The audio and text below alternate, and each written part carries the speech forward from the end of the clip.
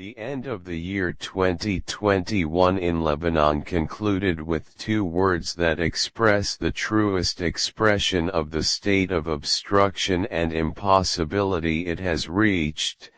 and the state of its politicians' separation from the reality on the ground and their remarkable ability to shirk responsibilities.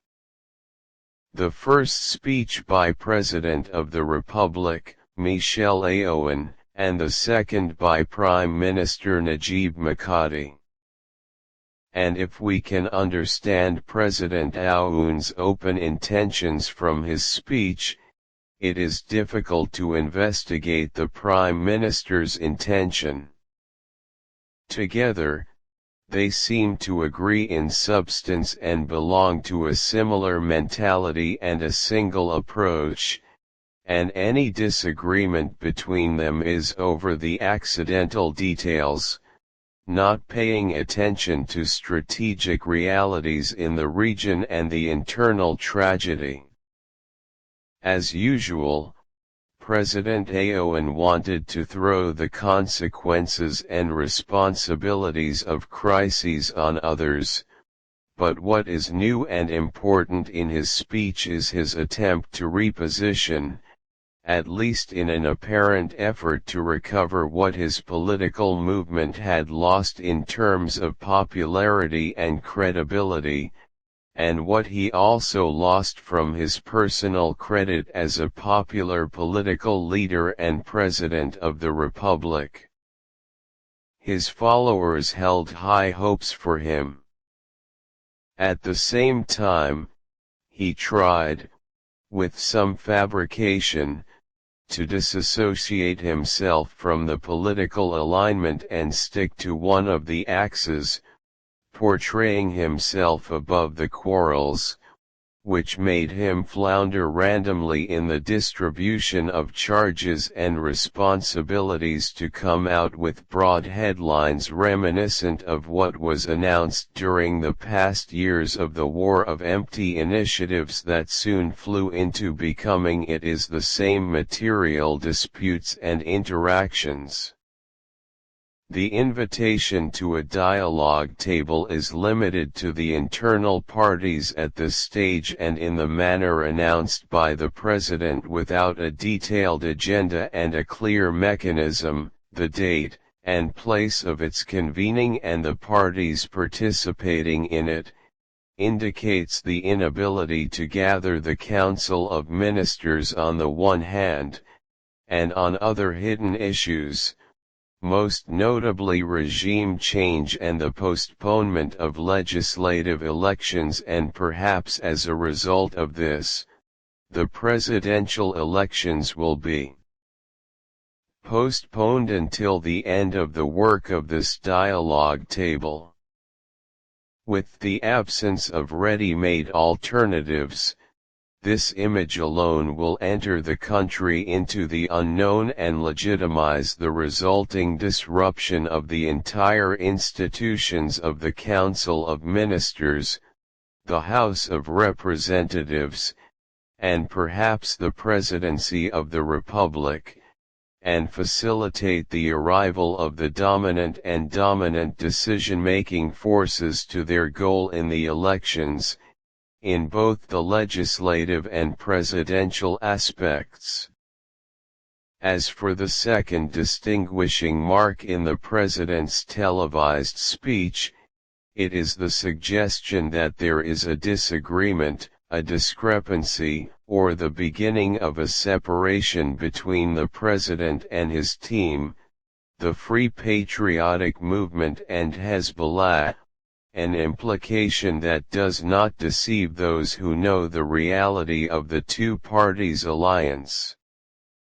The words issued by the two parties concerned with this suggestion are nothing but a fortification and absorption of partisans and supporters, especially with the decline in the popularity of President Aoun and his current in Christian circles and the fading of the image that he has been promoting for decades as the strong president and leader of Christians and fierce defender of their rights. Hezbollah is aware of this and is not harmed by the president, his party, and son-in-law, Gibran Basil, trying to recover what they lost during the past years of the president's reign through this maneuver. As for President Makati, approaching the purposes of his speech is more difficult. What does President Makati really want from meeting President Aoun in proposing the internal dialogue at this stage? In particular, who is aware that there is no dialogue except between equals, and that Hezbollah has trampled on all sides and shortened Lebanon with its project, and its Deputy Secretary General called on everyone who does not agree with his project to leave the country. Why does President Makati waste the Sunni cover in order to give it free of charge to the axis of opposition and the president from it, no matter how much he tries to suggest otherwise?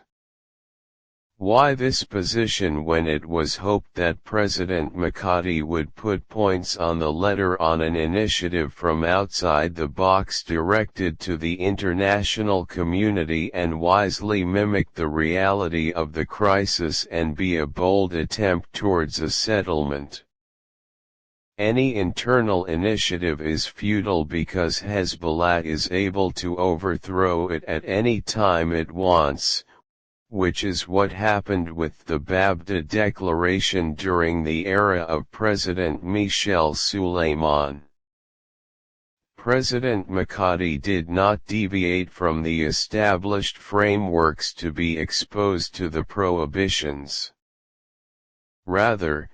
he adopted his stance on Hezbollah's weapons and role on the pretext that the party is a Lebanese component,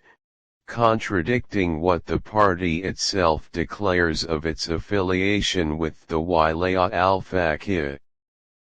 At the same time, he clings to the best relations with the Arab Gulf states and calls for disassociation. President Makati appears to be either schizophrenic or in denial or both. Is he a prime minister who is unable to gather them because the party does not want them to meet? And he says at the same time that this government that is unable to meet is a government committed to the policies he announces, most notably good relations with Arab countries, going to the IMF and calling for dialogue. Will President Makati meet President Aoun with the aim of calling for dialogue, which may be to find an alternative to the cabinet and perhaps to the upcoming elections, with both sides? Does President Makati want to buy time and play in overtime while awaiting changes that he hopes will happen, as most of the previous presidents who adopted such policies, but when the country's conditions were different and allowed maneuvering, bending, and waiting? President Aoun may be seeking to fortify the image of his past and history, but President Makati would be mistaken if he thought that with his stance, he opens a door of hope for the future of the country as well as for his personal political future and the future of those who represent them, and they are in dire need of someone who unites in these fateful circumstances. Finally, it is noteworthy that the two presidents' speeches together to the Lebanese last week came at a time when the Kingdom of Saudi Arabia directed the clearest and most dangerous position to it regarding Hezbollah's interference in the Yemen war. The terrorist, Hezbollah, spread destruction in the region and the world, and it bears responsibility for targeting civilians in Saudi Arabia and Yemen. This Saudi position, which requires the two presidents, so that we do not include the Speaker of the House of Representatives and a partner in the dominant Shiite duo, a position that fortifies what French President Macron tried to reach in the Jeddah Declaration during his recent visit to Saudi Arabia.